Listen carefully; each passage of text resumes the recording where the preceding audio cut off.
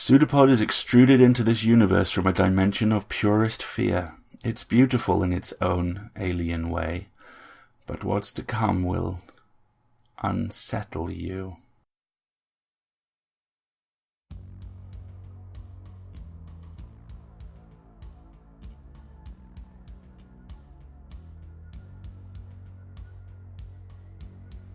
PseudoPod, episode 668, October 4th, which is my birthday, 2019. This week's stories: Flash on the Borderlands, XLIX, Dirty Deeds. Come on, you can't in good faith expect me not to open this by suggesting said dirty deeds have been done dirt cheap, right? I mean, AC/DC is the industry standard. These are standards that have to be obeyed. Rules help control the fun. With all of that in mind, hello, welcome to PseudoPod, the weekly horror podcast. I'm Alistair, your host, and welcome to the dark side of the street, where sometimes the best course of action is to spill a little blood, all the better if it isn't yours. In these avenues and alleyways, the soul of a man isn't just easy to buy, it's on buy one get one free. Cash only. And the only coffee is high test. This is your last chance to step away, folks. These are dark places we're going this week, darker than usual. We'll see you next time if you'd rather leave. But if you'd rather stay, well then. Our first story this week is Baby Fingers by Piers Skinner. This is a PseudoPod original, and it is read for you by Austin Malone. And really, that's all you need to know. Well, aside from the fact everything you're about to hear is true.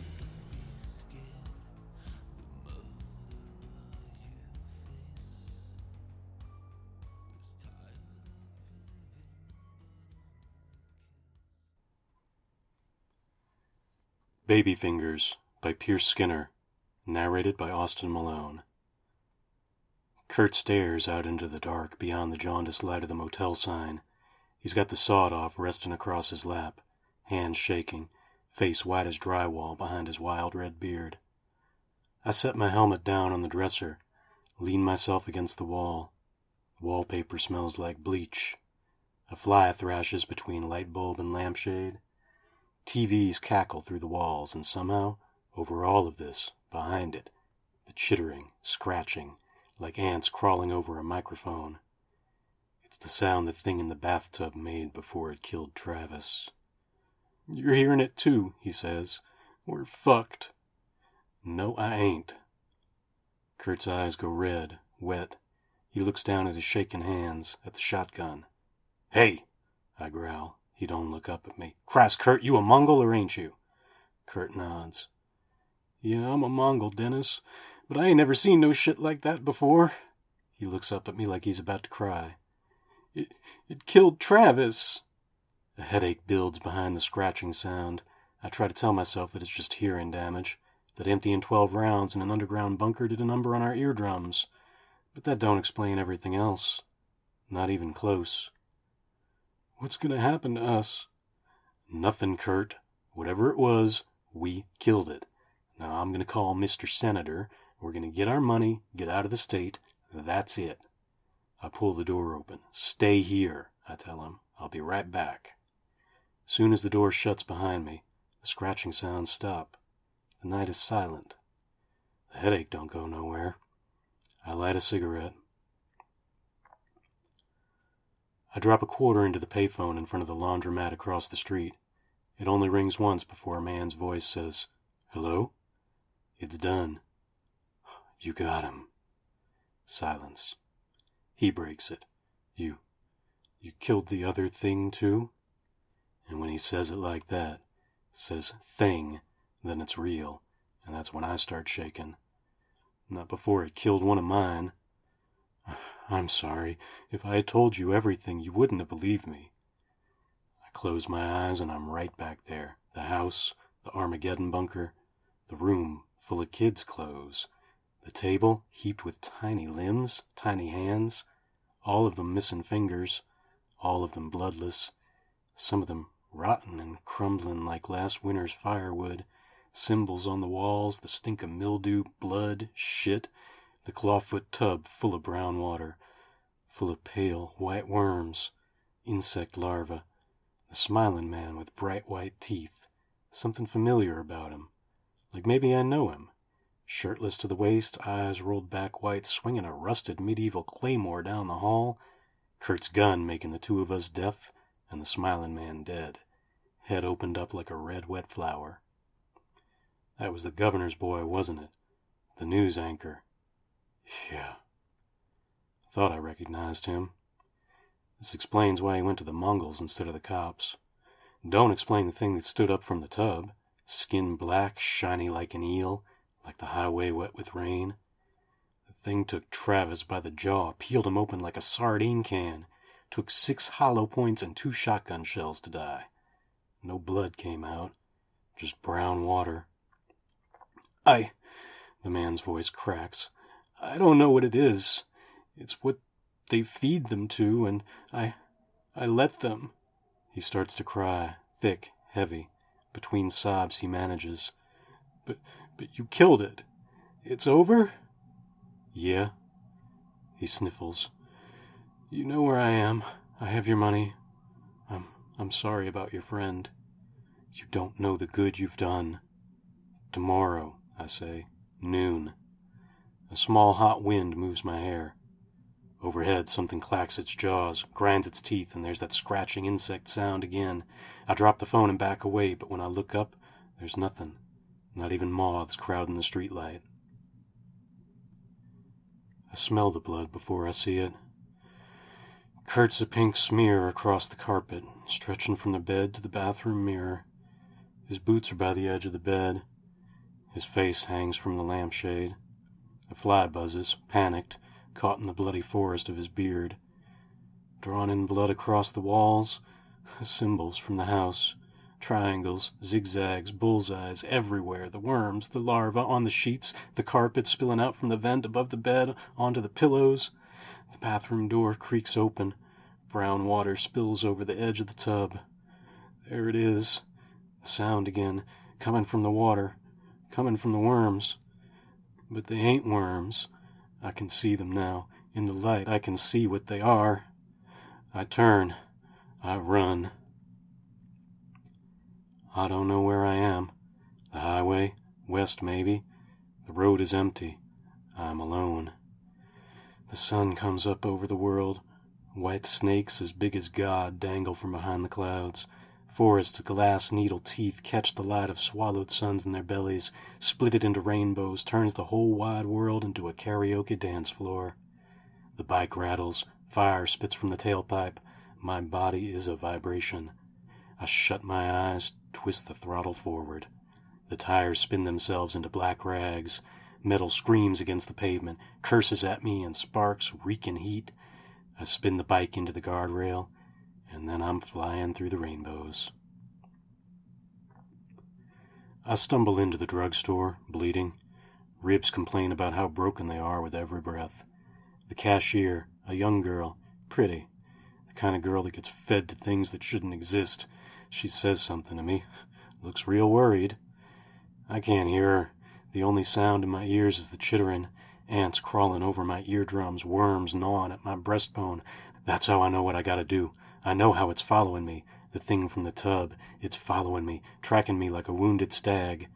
I make it to the restroom, lock the door, back away from it, slide down the wall. I can feel them in my arms, inside my chest, plucking at my veins like guitar strings, calling out for daddy, racing towards my brain.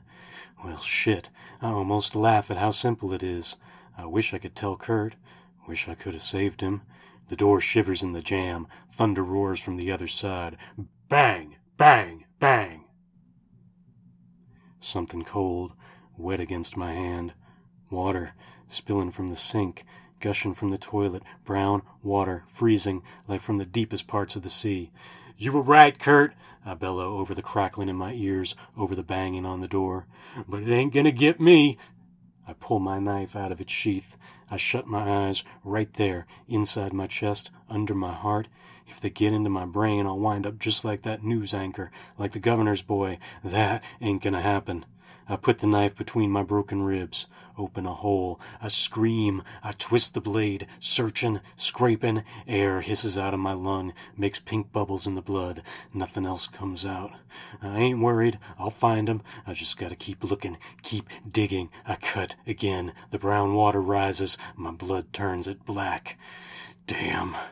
These things are smart, fast. I can feel them now, bunching up into tiny fists behind my eyes, knocking against my skull, reaching for my brain. I bring the blade up, laughing. Son of a bitch, I got you now. The door explodes inward. The water recedes. The lights go out. Hands on me, cold, slick like fish skin. They pry the knife from my remaining fingers, drag me down into the brown water. And I can't tell if what I'm hearing is myself screaming forever, or the roar of the worms in the sky, or Travis crying as he dies, or angel trumpets, or Kurt's big belly laugh, somewhere in the dark, at the end of a highway wet with rain.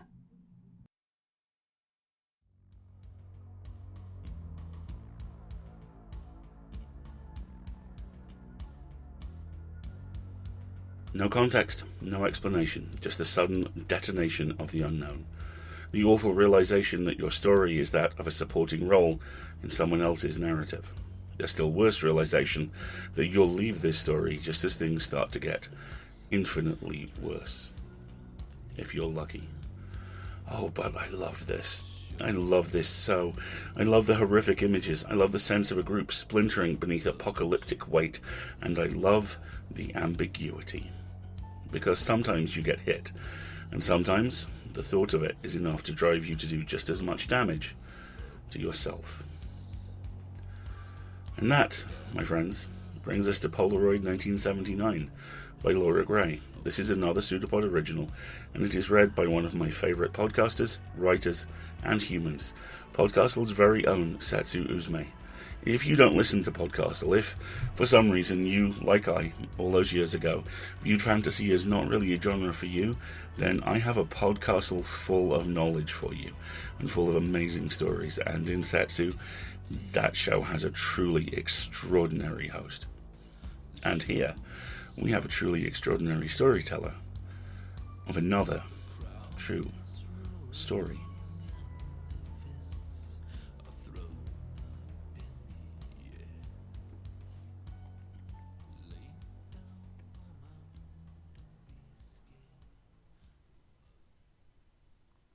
Polaroid 1979 by Laura Gray. Narrated by Setsu Uzume. Their skins never look as beautiful on her as they do on their original bones, but this boy drapes over Evelyn like silk. She smiles at the cracked bathroom mirror and puckers her lips. The boy's reflection kisses back. If she turns her head just so, she can almost believe those lips are hers, that she is a young man and not a monster. Except, of course, that his chin keeps tugging those lips toward the hollow of her throat. Sighing, Evelyn presses his mouth back into place. She squares his shoulders over her own and lifts Roberto's instant camera level with the mirror. She takes the photo. The camera whirs and the Polaroid, square and slick with chemicals, rolls out. She should probably take another. Even with the image barely developed, she can see the line of her boy's hips spliced by the mustard yellow sink, his chest obscured by the bulk of the camera. A train rattles past the apartment and the vanity lights flicker. His complexion will probably look waxy in the uneven light, too. Dead. Roberto hates it when they look dead. Then he should take the pictures himself, shouldn't he, darling? Evelyn pats her boy's cheek where it rests over her own. Roberto shouts, "What?" from the living room, his voice slurred. Evelyn bites her tongue and shushes her boy's mouth with her fingertips. When she first found him alone behind a deserted bus terminal, Evelyn knew she'd love this boy. Her heart had quivered as she slinked, cat-like and skinless behind him. It thundered when she raised her pearl-handled knife and slit his throat. He'd been so warm when she scooped his organs into that dumpster, so snug when she slipped into his skin. When she was younger, Evelyn would have strutted into the daytime world wearing this boy, sumptuous as a mink stole, until the stench of rot and flies made people suspect, or until hunger forced her to eat what was left of him. Playing with her food had always been a dangerous game, and rumors followed her as she moved between cities and villages. A serial killer was on the loose, they said. A monster. But she's never been caught. The world isn't as safe as it used to be, though. It's bristling with security cameras, neighborhood watches, and homicide detectives playing at Columbo in trench coats and battered sedans.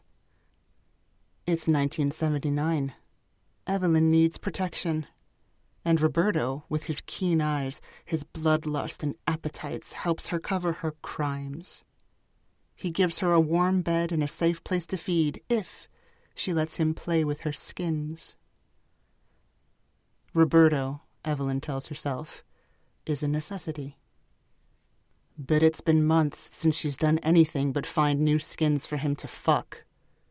Months since he's allowed her outside in the daytime. Months of his screaming and angry fists. Months of him threatening to turn her in to the police if she doesn't make him happy. On the back of the toilet, the butt of Roberto's cigarette sags. His dirty underwear drips on the shower rod. Evelyn can hear him in the living room, belching and swearing, clicking from channel to channel on the new RCA. He sniffs, loud and long. Allergies? Cocaine? Both? Evelyn gives the Polaroid a weary shake. Her boy's face swims toward the surface of the milky film, and she imagines him rising toward her, escaping the confines of that photograph. He's been a good companion, such a lovely distraction from Roberto's sweaty palms and hungry mouth. It was so much easier to admire the stretch of his skin over her bones than pay attention to Roberto rutting between her thighs. Bad enough the time has come to devour what is left of this boy without Roberto reducing him to a sallow photograph tucked into the shoebox beneath his bed with the faces of all the others she's killed for him, smudged with greasy fingers and crumpled at the corners from frantic late-night jerk-offs. When was the last time Evelyn killed for her own pleasure? When was the last time she did anything on her own terms? Evelyn looks at the photo in her hands, her boy fully developed now, but trapped, and sets it on the back of the sink. "Goodbye, sweetness," she whispers. And eye to eye with the Polaroid, she feeds. Hooking her fingers into her navel, Evelyn pries herself open. Her belly ripples and flexes its spongy jaws, tiny, flesh-worn teeth gnashing until they snag the boy's skin. The fibers clutching him to her pop loose, and he sloughs away, 1,000 teeth tenderly devouring. Another train rattles past. A cockroach scuttles to the safety beneath the radiator. Her navel closes with a wet smack. Evelyn smooths a hand over the pulp of her belly. She is full. She does not feel satisfied. Polaroid in hand, Evelyn emerges from the bathroom, a shamble of raw meat and bones. The air prickles her exposed flesh. It hurts. "You done already?" Roberto asks, paunchy and pale in his recliner. "You know what'll happen if that fucking photo isn't—" Roberto chokes on his beer. "What did I tell you about walking around like that?" Evelyn doesn't reply. She goes into the bedroom where the sheets are tangled with the remains of her boy's clothes. She lays the photograph of him on the blood-stained pillow, his face turned toward the window.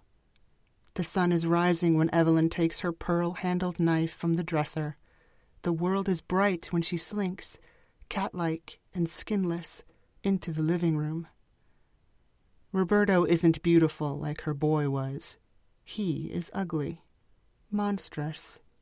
But when Evelyn steps out of his apartment and into the dangerous world once more, his skin slumped around her like an oversized cardigan, the sun, at least, is warm. The daylight, delicious.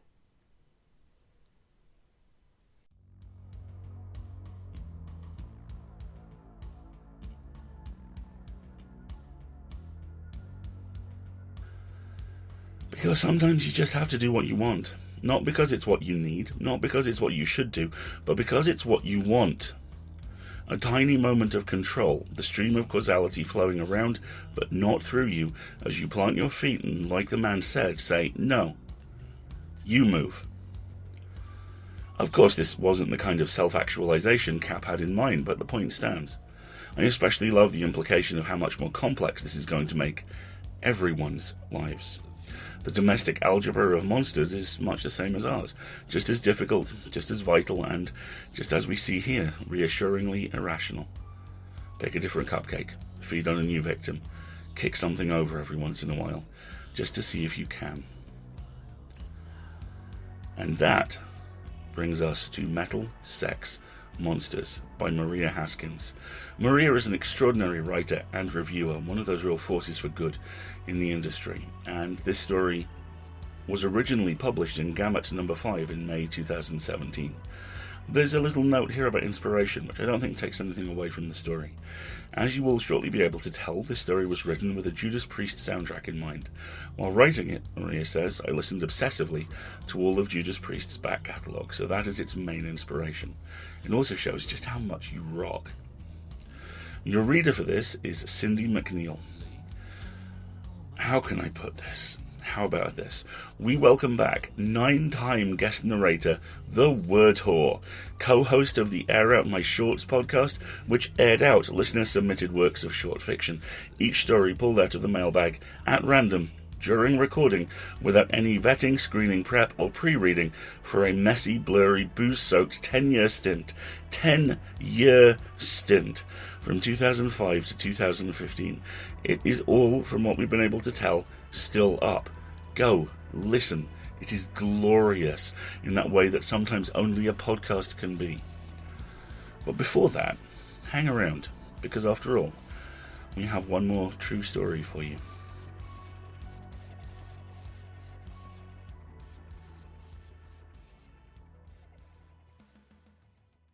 Metal, Sex, Monsters by Maria Haskins. Yes, officer, I do remember my first time.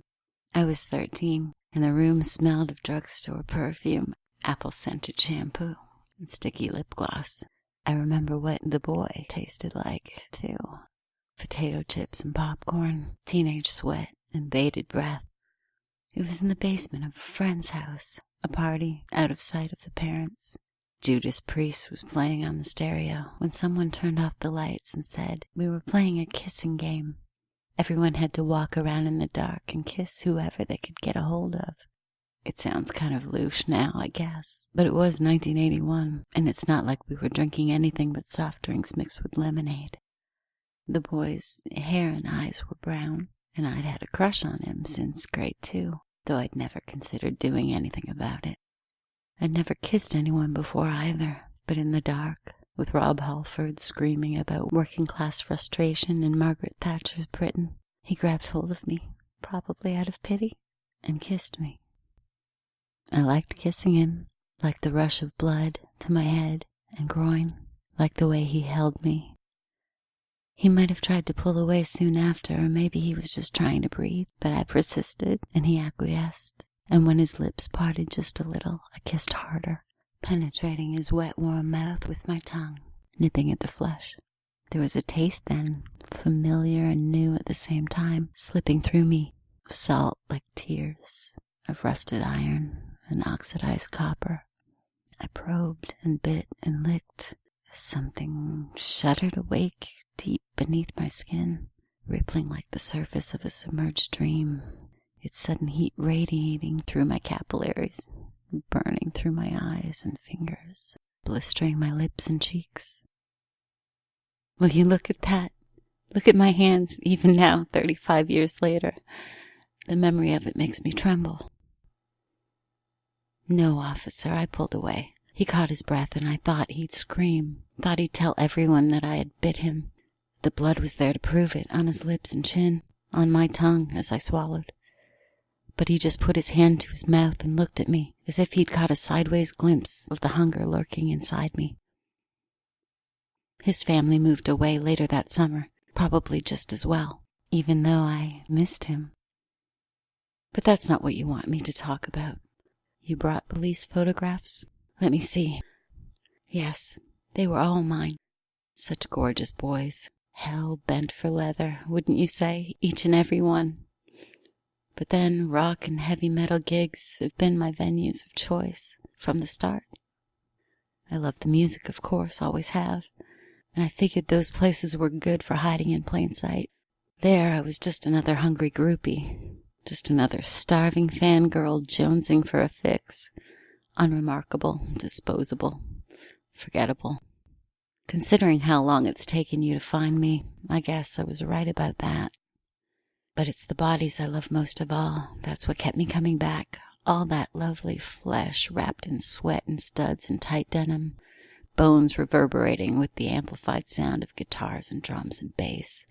Shouted vocals clawing at their throats. The air thrumming with scent. Everyone resplendent in eyeliner and hairspray. Lace and spandex. All those beautiful people, souls loosening their grip on mortal coils. Words and breaths and hands rising, each one wanting to taste blood and skin, wanting to disappear into another, to be devoured by the music and the crowd. No, officer, I don't need anything to drink. I just need a moment. The second boy I kissed was the first one who went all the way. I waited for him in the shadows on a street corner after the club had closed. I was 18 and starving. I wonder if you've ever been as hungry. Maybe you have. I'd been good for so many years after that night in the basement. It was hard, but school's important, and besides, it takes more than hunger, at least for me. Something has to turn me on. There has to be a spark, heat, lust, love, call it what you want. But if I don't want them, if they don't want me, it's no good at all. Sorry, you look uncomfortable. Is that too much information? But then that's what you want, isn't it? Information. That's what you said when you brought me here. But I was telling you about the second boy. Inside the club, he'd slipped his arm around my waist, and I had left it there. He was barely older than I was, all strut and swagger in his leather jacket, when he followed me outside and offered me a ride on his motorcycle. I held on to him, speeding through that gossamer night, my body bursting, flaring at the seams and joints with heat and hunger, trying not to take him too soon, too quick, trying to make it last. In the tall grass by the river, he took off my bra, and I took him into me, whole and screaming and unwilling. He was my first, and I wasn't as gentle as I should have been, as I've learned to be since. But that mingled taste of him, leather, beer, and cigarettes, it whets my appetite even now, just thinking about it, how he scraped and rubbed against my viscera as I brought him deep inside of me. That was a long time ago. I've devoured so many boys, and men, since then. How many? I couldn't tell you. I've not counted them. But yes, more than in your photographs, certainly. If I wanted them and they wanted me, I took them. And when I reached out, opened up, and they saw me in my glory, when they were blinded by my bliss and consumed, they were not afraid. Not in the end, at least. Are you afraid, officer? Or is that too personal a question to ask? What's it like? Why would you ask me that? You said you have video footage, so you must know. I don't know what it's like from outside. I only know what it feels like from within. Heat and light. Ignited and extinguished in the same moment, reaching out through flesh and bones, and web of veins and skeins of nerves. Unfurling myself, unleashing myself, unhinging myself, unmaking them. savoring the quavering tissue of life and memories, their first and last flashes of pain and ecstasy, the moment of their birth and the instant of their death. Afterward, I can still feel them inside me for a while, plucking them like strings to hear the whispered echoes of who they were. Yes, thank you, officer. I do need something to drink now. What I am? Don't ask me that. Tell me what you see instead when you look at me. I don't know what I am. I don't know what awoke in that basement when I was 13, with British steel pounding beneath my flesh, blood riveted to my tongue. When I awoke and knew that I was no longer what I thought I was, that I wore the body I thought was mine, like a second skin, pulled tight over my true self. I've thought about that kiss, that boy, every day since. Something was different that time. I know that now. I sensed it, but didn't understand it until later. Maybe not until tonight. That he was like me, that he hungered too. I wonder if he's looked for me, like I've looked for him. I'd know him anywhere. I'd know his dark brown eyes, would know his hair even if it's thinner and streaked with gray, would know the scent of him even 35 years on. I'd know him no matter where I saw him, or what uniform or badge he wore. I'd know the heat radiating from his skin before we even touched. Yes, officer, I would know you even if I'd waited decades, trapped and lonely inside an aging husk of skin and flesh. Even if I'd lingered sleepless for 1,000,000 years in an empty space of stars and quantum rifts, I'd still know you. Do you remember it, the dizzying taste of me and you? The fleeting promise of it on your tongue? Of course you do. That's why you brought me to this bar, rather than the police station.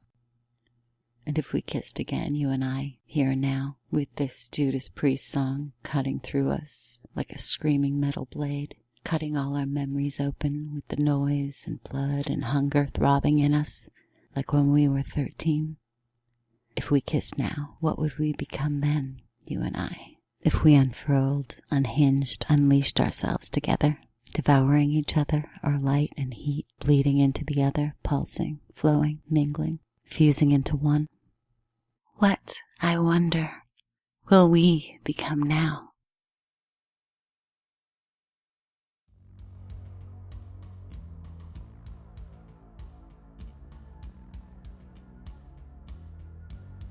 Love is combination, evolution, the mixing of your traits with those of the people you love to create something new.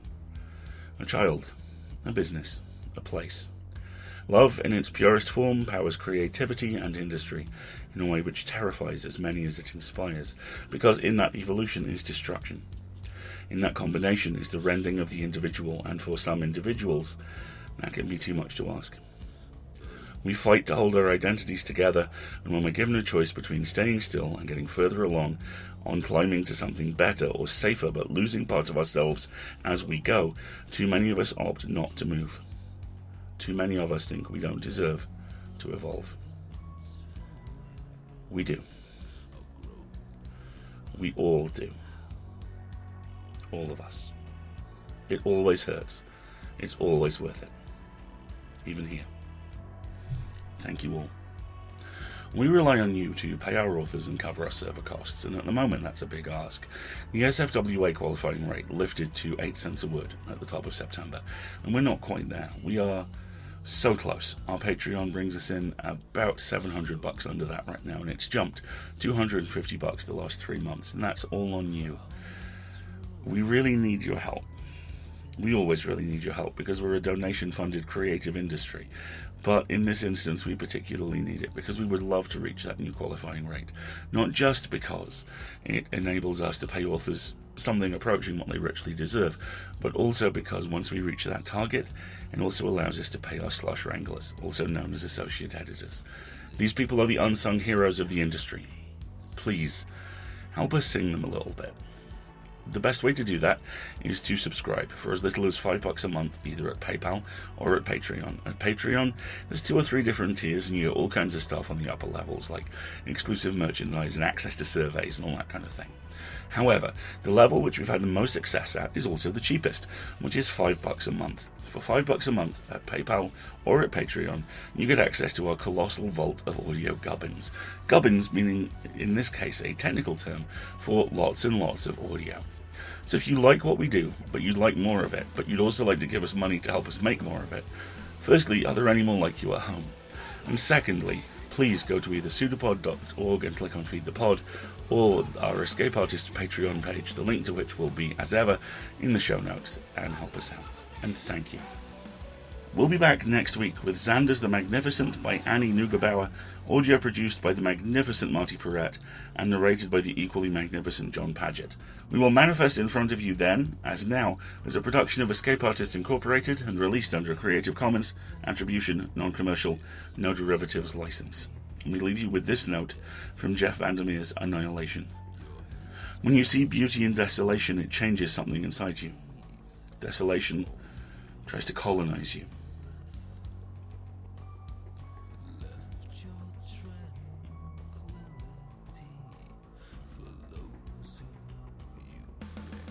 It's a pseudopod. It's a big foot.